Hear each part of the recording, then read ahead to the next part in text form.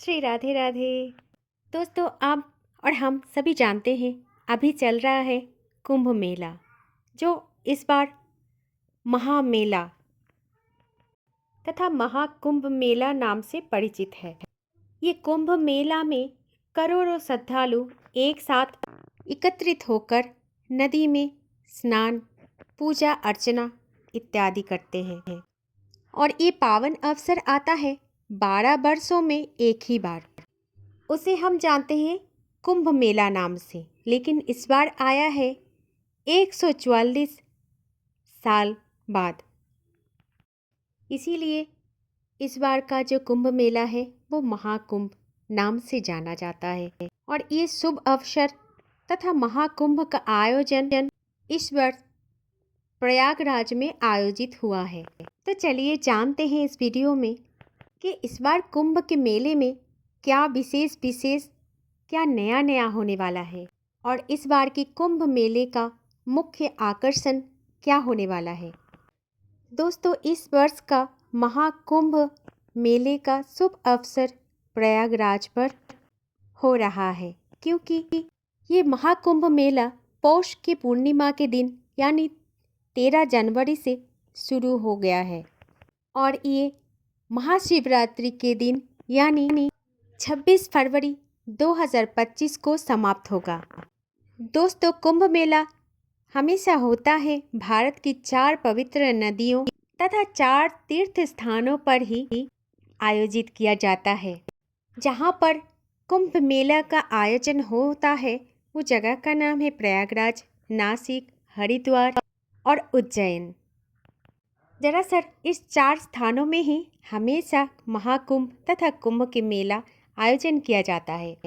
प्रयागराज में गंगा, जमुना और सरस्वती नदी का संगम होते हैं। नासिक में आयोजित होते हैं गोदावरी नदी के किनारे और हरिद्वार में होते हैं गंगा नदी के किनारे और उज्जैन में आयोजित किया जाता है महाकुंभ का मेला तथा कोई भी कुंभ का मेला शिप्रा नदी के किनारे।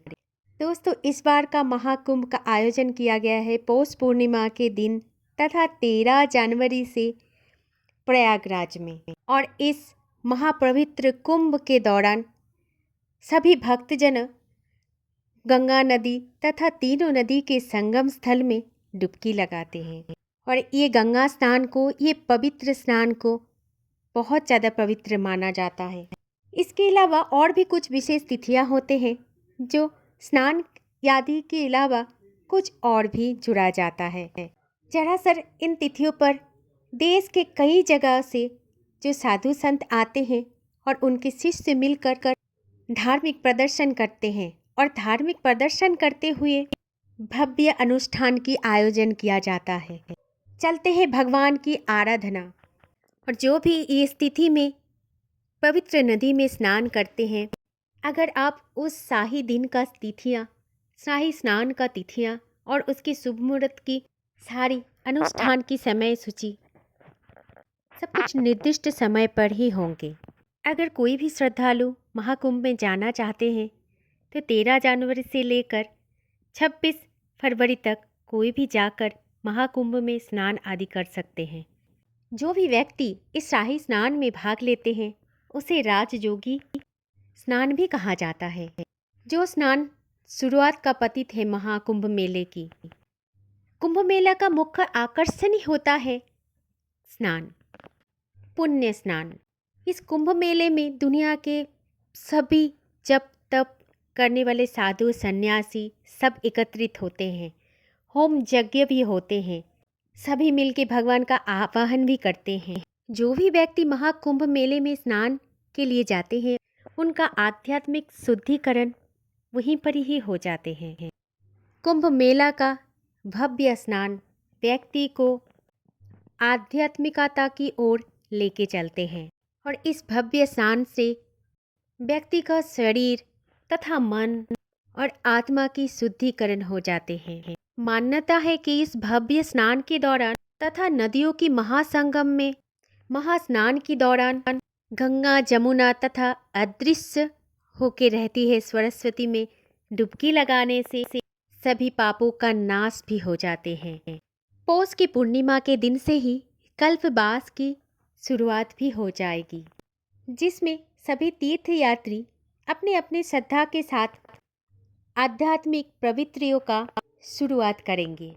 इसे कहते हैं कल्पवास, और यही कल्पवास महाकुंभ में तीर्थयात्रियों के द्वारा सबसे ज़्यादा गहन पुण्य होंगे, जिसे हमें आध्यात्मिक साधना और भक्ति का मार्गदर्शन होगा। दोस्तों, महाकुंभ मेले के साथ एक पौराणिक कथा की संयोग है, कहते हैं जुड़ी हुई है कुंभ मेला के साथ इस पौराणिक कथा का। वो कथा कुछ ऐसा है।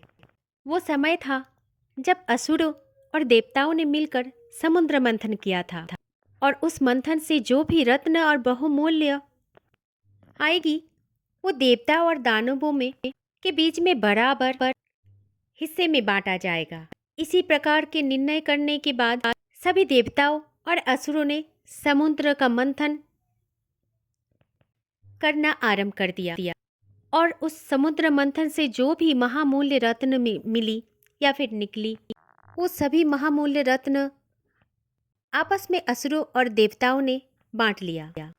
लेकिन जब समुद्र मंथन से बहुमूल्य रत्न के साथ अमृत भी निकला था, और उस अमृत को लेकर देवताओं और दानव के बीच में युद्ध छिड़ गया, और ये अमृत असुरों के हाथ में ना लग जाए, इसलिए भगवान श्री नारायण ने अमृत का पात्र अपनी वाहन गरुड़ को दे दिया था। जब दानवों ने देखा कि अमृत का घड़ा गरुड़ के पास है, तब उसे छीनने का प्रयास किया, और जब भी ये अमृत छीनने का कोशिश किया, तब वो पात्र से कुछ अमृत इस धरती की 4 जगह पर गिरी थी, और वो जगह ही प्रयागराज, हरिद्वार, उज्जैन और नासिक। और तभी से इन जगहों पर 12 साल के बाद कुंभ के मेला लगते हैं, और कुंभ मेले का आयोजन किए जाने पर सभी इस जगह से साधु संत आकर भगवान की आराधना करते हैं, पवित्र नदी में स्नान आदि करते हैं। दोस्तों, कुंभ मेला की आयोजन कुछ प्रकार से किया जाता है, जो हर 3 साल में एक बार किया जाता है, जो गोदावरी, शिप्रा और गंगा के संगम पर भी किया जाता है। इसके अलावा अर्ध कुंभ मेला होता है 6 साल के अंतराल में, जो आयोजित किया जाता है हरिद्वार में, और पूर्ण कुंभ मेला का आयोजन किया जाता है 12 साल में एक बार, और उसमें भी जो महाकुंभ मेला होता है वो 144 सालों के बाद आते हैं, और फिर जब 12 पूर्ण कुंभ मेला पूर्ण हो जाते हैं, उसके बाद आते हैं महाकुंभ के मेला, तब जाके आयोजित होता है महाकुंभ मेला, जो 144 सालों के बाद होते हैं। और इस बार कुंभ मेले का आयोजन किया गया है प्रयागराज में, जो संगम घाट में आयोजित किया गया है।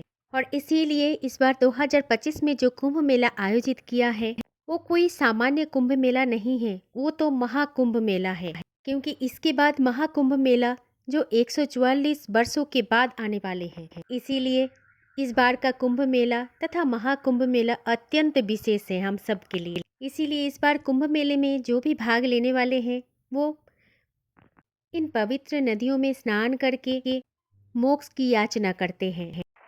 अगर आप में से किसी को मौका मिले महाकुंभ में जाने में तथा महाकुंभ में स्नान करने में, तो ज़रूर कीजिए, क्योंकि इतना पावन स्नान अगले 144 वर्ष में हम में से कोई भी नहीं कर पाएगा।